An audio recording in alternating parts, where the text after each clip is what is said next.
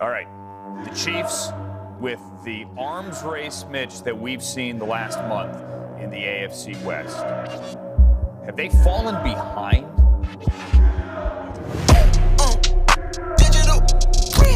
Who's going to be the first guy or gal that picks the Chiefs within the AFC West? Maybe it's already happened, but go ahead. But I would say do so at your own peril. Circle small, watch me do it. Keep the devils on deck, yeah, we back it up. Talking reckless, you know that we back it up. Talking reckless, you know that we back it up. Is the head coach still here? Don't think he's Uncle Andy bringing potato salad to the family reunion. I said that. The dude is ultra hot competitive. He's coming after you with an outstanding quarterback and a retooled roster. All right, I'm winning again. I might just need an advance. No, they do not stand a chance. My name ringing bells on the internet. I am not finished yet. This is all part of the plan.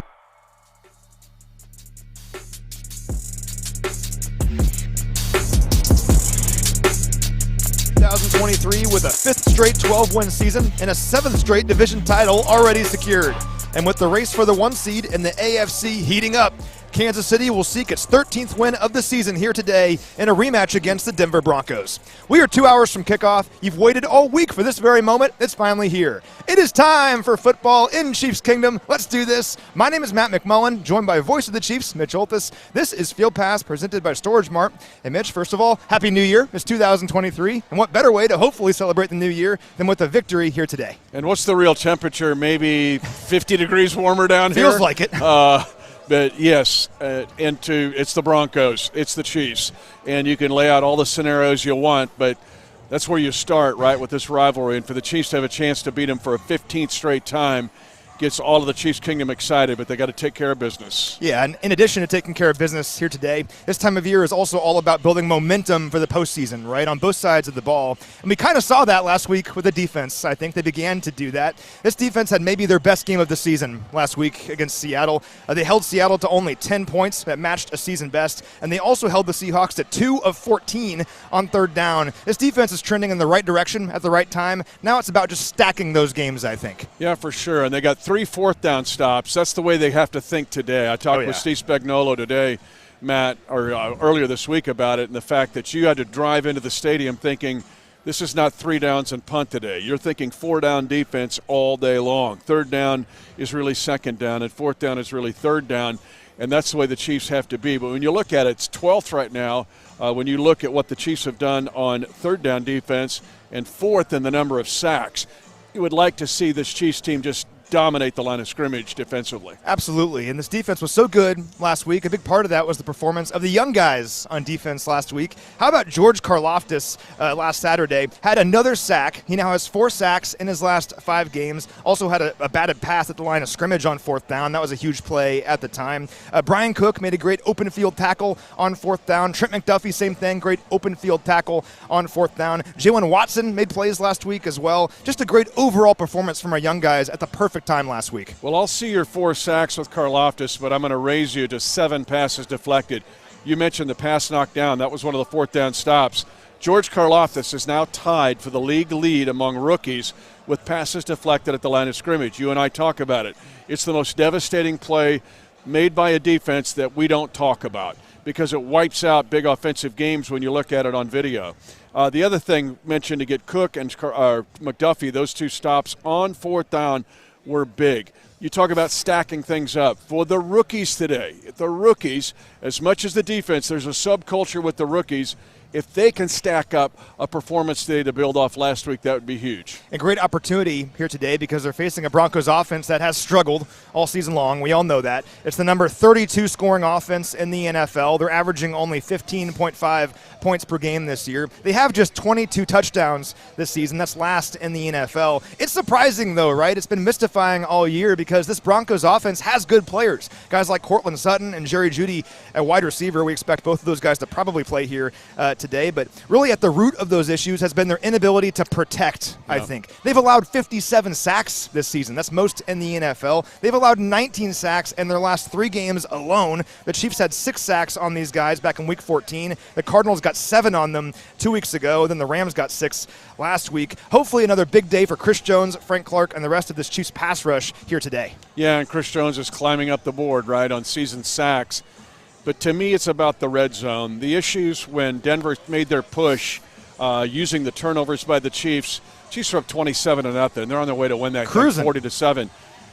But in the red zone, the Broncos, who have been dead last this year, in fact, way last, it's a long way to 31st, were 3 of 3 in the red zone in that game on December the 11th. You talk about stacking up things defensively. Just if the Broncos get in the red zone, that's either field goals or turnovers and not touchdowns. That would be a big step forward today for this Chiefs defense.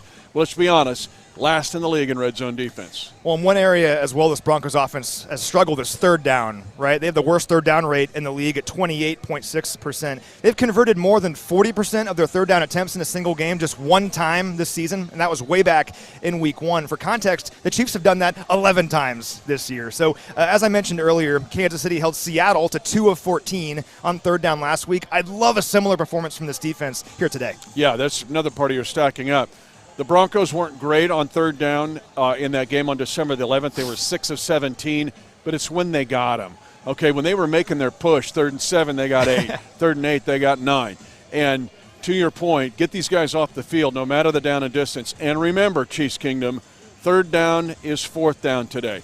I look for the Broncos to go for it on almost every 4th down opportunity. If it's less than 5 yards, they're going for it. Sure. And as this offense has struggled this year, we all know that. The defense for Denver actually has been very good this season. Not so much last week, that's obvious. They allowed more than 40 points for the first time since 2020, but throw that out, we think. This is still a very good defense the Broncos have, a playoff caliber defense. It's still the number 7 scoring defense in the NFL. They're only allowing 20.3 points per game. It's the number 4 third down defense in the league. Sets up a great matchup against the Chiefs offense, which is the league's number 2 third down offense. But you mentioned red zone earlier. That's where this Denver defense is so good. It's the number 2 red zone defense in the NFL. Now, the Chiefs were 2 of 3 in the red zone against these guys back in week 14. That's the winning formula against these dudes. It's finishing in the red zone. Let me take that another spot here. The Broncos play a cover 3 variation defensively, zone, man combo, but a zone template. 80% of the dropbacks. It bothered Mahomes on December the 11th. They did that 57% of the time on all snaps against Mahomes. In talking with Andy Reid this week, they can show you something and they do something different, but they do it very well. This is still a Vic Fangio defense. They kept it, and it's good, not just in personnel but in scheme. And so it's a matter of decision-making by Patrick Mahomes, split-second decision-making, which we know he does very, very well. But it's hard to do that against this Denver defense because of personnel on the back end. You think about Pro Bowler Pat Surtain, the only Pro Bowler they've had in 2 years here. Wow. For the Broncos, right behind us. But then Kareem Jackson and Justin Simmons. These are elite players in the league, and that scheme makes it difficult to work the ball against them or to stay away from turnovers. Yeah, they're top 5 in the NFL in a number of categories. One area they have struggled, though, is against the run this season. They're allowing 117 rushing yards on average. That's 16th in the NFL. They allowed 158 rushing yards to the Rams just last week. When you look at the Chiefs' rushing offense, it's been heating up in recent weeks, right? Since week 10, Isaiah Pacheco is 3rd in the NFL in rushing. Let's keep that going here today. The bright lights of Patrick Mahomes and Travis Kelce overshadow some things. Not that that's a negative, right? They're the elite players in the league at their position. But what it's overshadowed is how good the run game has becoming for the Chiefs on a consistent basis. That's been, I think, one of the more undertold stories among the NFL looking at the Chiefs. We know it. We see it. We live it every day. But I'm sure the rest of the league is noticing that the combination of Isaiah Pacheco and Jerick McKinnon, and we may see Ronald Jones II out here today some too, that combo is becoming very effective, and the Chiefs are adding that to their weaponry on offense to be an effective and sometimes big play type running team. When this offense is balanced, I think it's virtually impossible to stop. Honestly, at times it seems like the only thing that can stop the Chiefs offense is the Chiefs offense, right? It's giveaways. That's been an issue at times this year. The Chiefs are -5 in turnover differential this season. It was a major issue the last time we played these guys in Denver back in week 14. The Chiefs had 3 giveaways in that game, kept Denver in the ball game. The good news for the Chiefs is they were +1 in giveaway takeaway last week against Seattle. Let's keep that trend going here as we get toward the postseason. Yeah, and that's a two-way discussion, right? Get takeaways, don't give it away. Yeah, it was everything in the Denver game on December the 11th. That becomes Exhibit A of this discussion of like, well, wait a minute. You're going to roll these guys, but it stayed close because of the Patrick Mahomes 3 interceptions. And let's give Denver credit. Those were 2 very athletic plays, one by Josie Jewell, and made an adjustment after Kelsey had just hit him on a similar route for 20-plus yards, and then Pat Surtain the second. We can talk about one of the top 3 cover corners in the league, and he's right in that discussion. The other one was just Patrick maybe making a bad decision. But since then, that's become a rallying point for Patrick because he's not thrown a pick since then, right? I don't think so. But anyway, and Mahomes is having a phenomenal season. But you mentioned balance. To me, it's not just run pass with the Chiefs.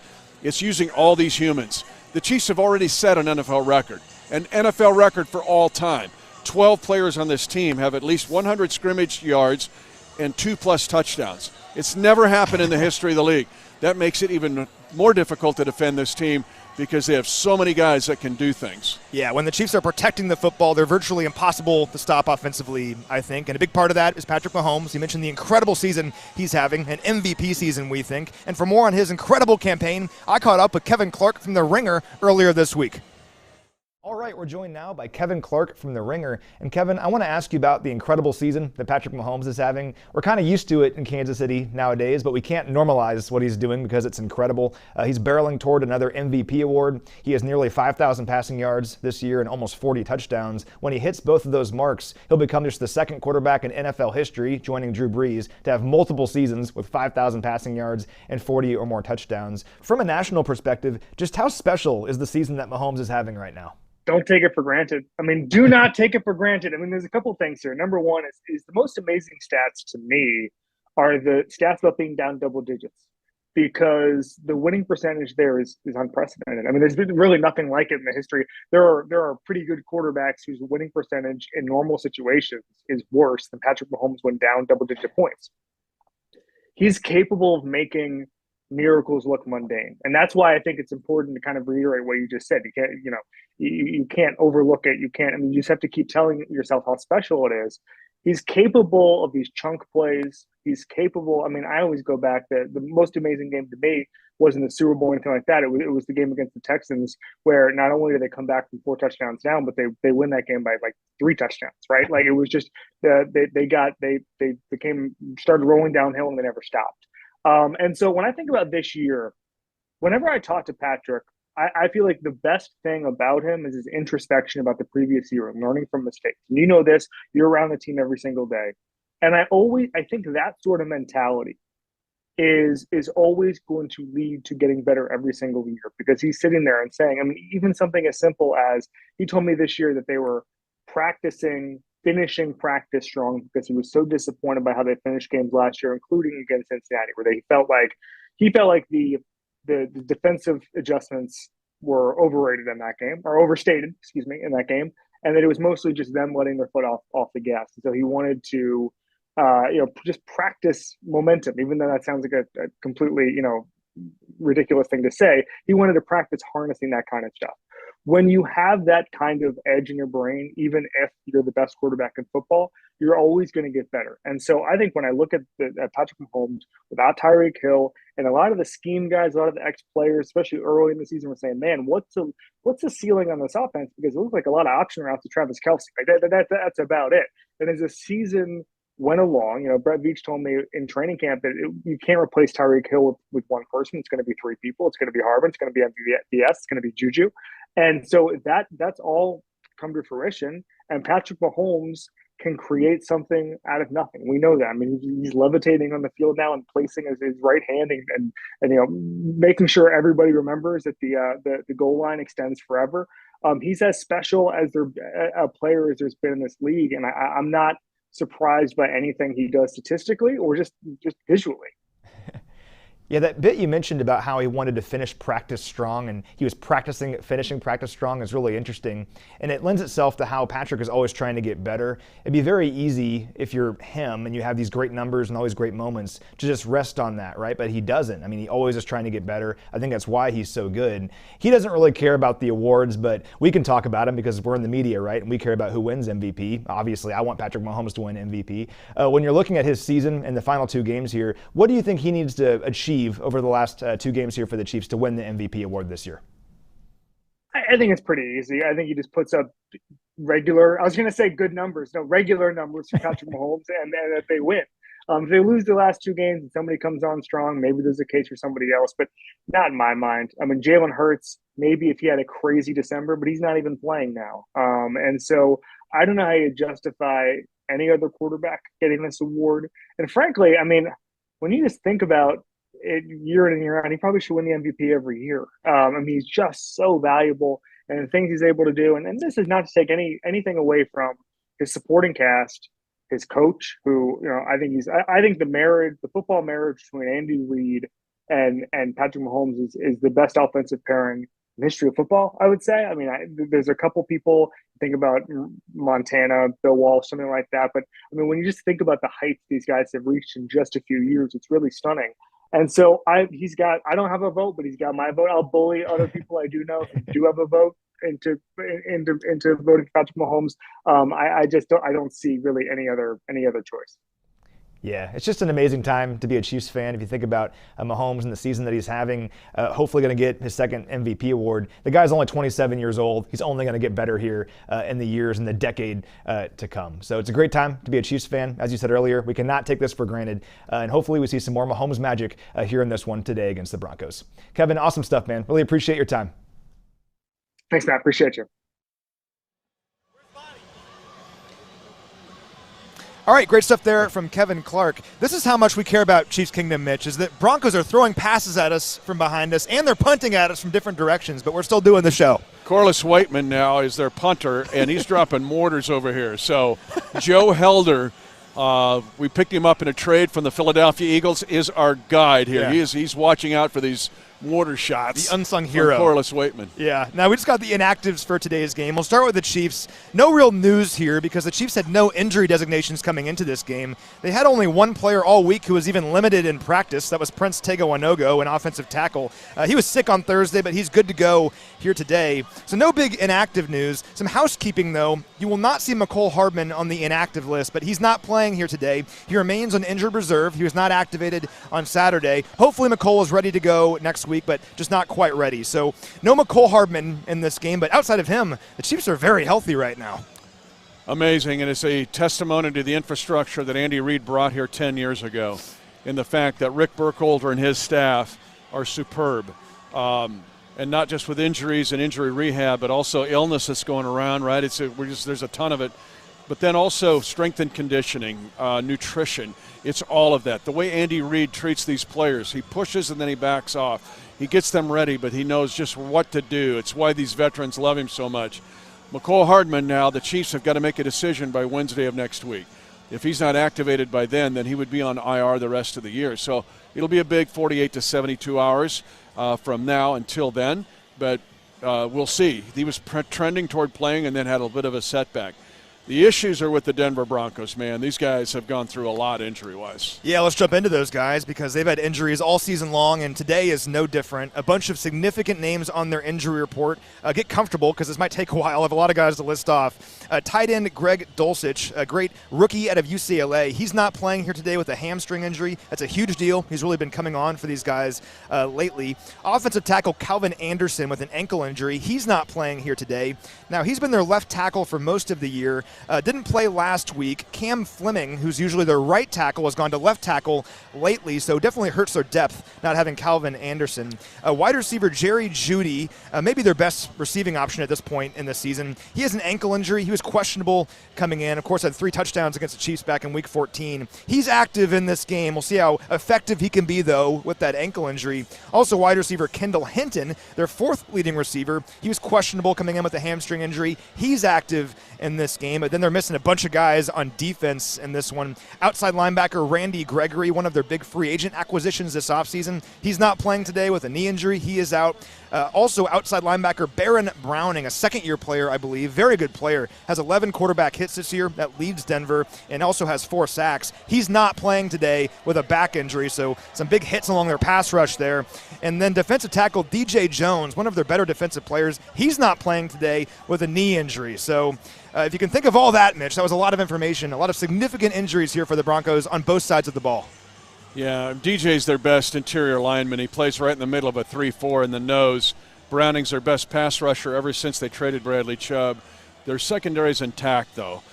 So that's a challenge going back to what we said earlier in the show. And then, I mean, let's just be honest here. The Broncos now have 34 guys on injured reserve. 34. Wow. Ever since December 11th. That's just 3 weeks ago we played these guys in Denver. They have added 8 guys to injured reserve in those 3 weeks. Last night, they put up 4 guys on their roster to their active elevation last night. So this is a Denver team that's trying to keep things together with an interim coach. Yeah, it has not been the season that the Broncos expected in any shape or fashion, right? It's been tough for them all year long with injuries and ineffective play. These guys are trying to play spoiler today, though. The Chiefs will have to be ready for that challenge, but based on what we know about this Chiefs squad and what we've seen all year long, they will be ready for that challenge. For Mitch Holthus, I'm Matt McMullen. Thank you so much for watching. Let's go get a victory.